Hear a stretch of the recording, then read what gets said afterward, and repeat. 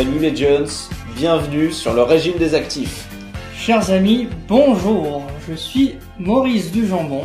Et moi Robert Le Tigre. Compagnie de Robert Le Tigre, que vous connaissez forcément, car il a l'un des comptes Twitter les plus populaires de tout le réseau social. Sans doute le meilleur compte Twitter et le plus populaire pour ses nombreux 48 abonnés. 48, bientôt la barre des 50 franchie. Et je ne peux que frimer du haut de mes 130 abonnés. Eh bien, le régime des actifs, qu'est-ce donc ? Vous l'avez certainement vu depuis, je sais pas, un petit mois, un mois et demi. Ça fait peut-être 2 mois qu'on en parle. Ouais, on blague un peu avec cette idée de régime des actifs. Alors, pour contextualiser, on entend souvent parler du régime des retraites et vous constaterez peut-être comme moi que on nous parle sans arrêt des problèmes qu'ont les retraités, de leurs inquiétudes, etc. Mais à tel point qu'on se demande si le sujet n'est pas le régime des retraites, mais plutôt le régime des retraités. D'où cette idée de jeu de mots sur le régime des actifs. Alors le régime des actifs, ce serait quoi ? Ce serait concrètement d'évoquer, de parler des problématiques qui nous touchent nous les actifs. Alors, on part du principe que justement l'économie du pays est soutenue par les jeunes actifs, typiquement. Les gens qui bossent. Les gens qui bossent, la France qui travaille. Et étant nous-mêmes de jeunes actifs, on a à cœur de défendre nos intérêts, qui sont souvent un peu bafoués du fait que ce sont surtout les vieux qui votent, et donc ce sont leurs intérêts à eux qui sont principalement défendus par les politiques publiques. Et donc le régime des actifs s'adresse à tous les actifs, petits comme grands. Il s'adresse à ceux qui bossent. Il s'adresse aux rayonnistes qui se cassent le dos. Il s'adresse à toi, le noircisseur de tableau Excel. Il s'adresse au commercial à la recherche de clients. Il s'adresse à l'indépendant. Il s'adresse aussi aux juristes. Il s'adresse à ceux qui ont pour seule maîtresse le café et la clope. Il s'adresse aux chefs de projet, spécialistes du franglais. Il s'adresse aux stagiaires payés au lance-pierre. Il s'adresse aux devs qui passent pour un magicien auprès de ses collègues. Il s'adresse aussi aux traders dégénérés. Il s'adresse à l'ouvrier qui a la bourre entre 2 chantiers. Je pense à toi, mon gars. Il s'adresse aux cyclistes d'Uber Eats.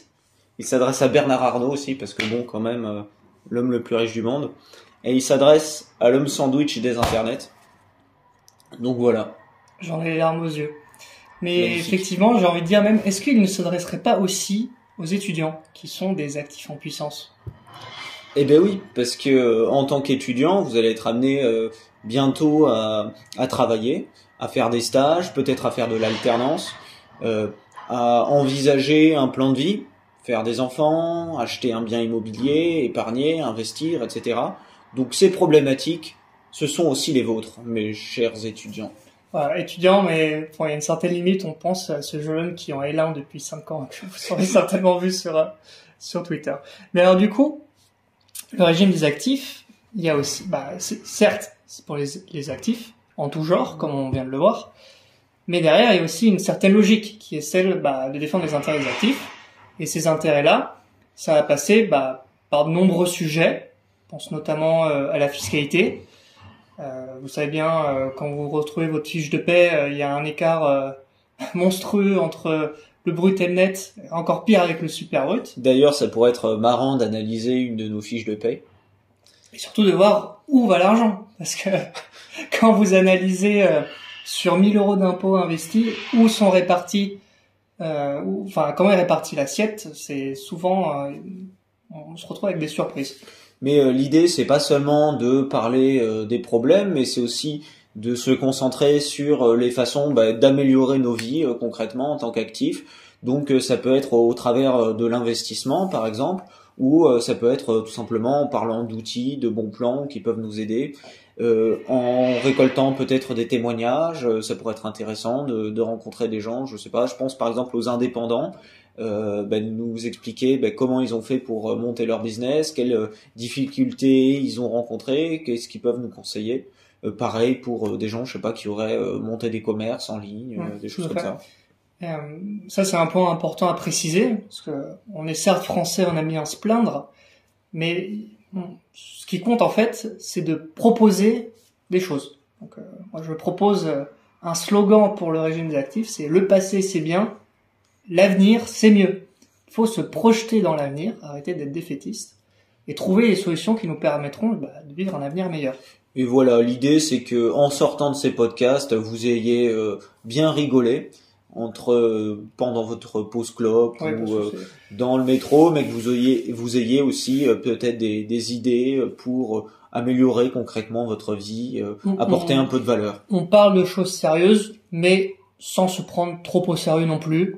Faut un peu relativiser aussi. On est deux jeunes actifs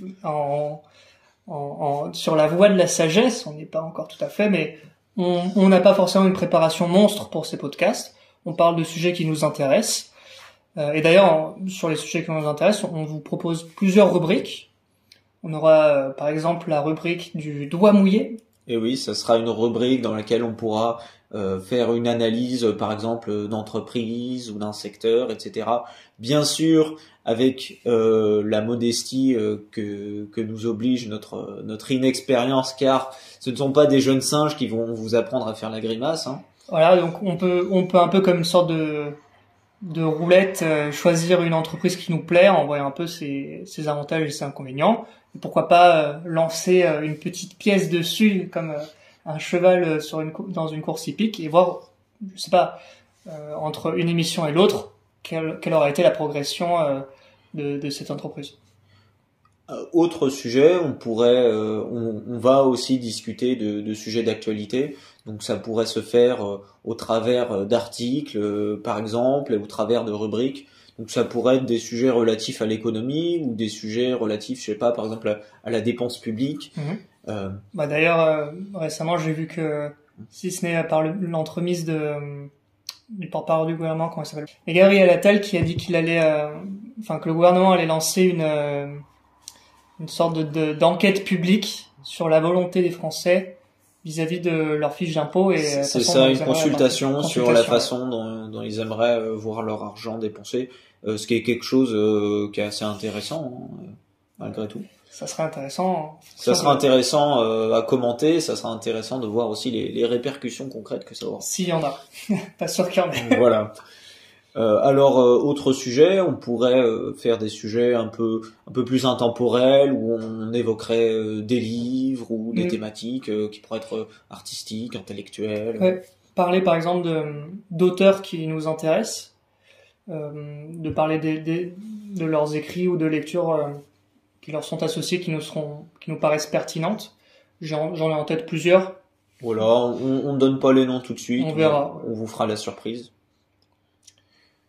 Et surtout, il y aura des moments de rigolade et d'excellente musique, parce que nous sommes de grands fans de production franco-française, mais aussi de musique sympathique, qui vont du jazz au classique, en passant par la synthwave, les marches militaires pour certains, la bossa nova pour d'autres, le zouk en option et Joule. Et vous aurez beaucoup de Carlos, qui est notre mascotte. Et oui, Carlos qui est le père spirituel de Maya, connu pour sa chanson Lait de coco. Dans ce cas, je vous propose de nous suivre, de rester attentifs pour le prochaine émission de ce podcast.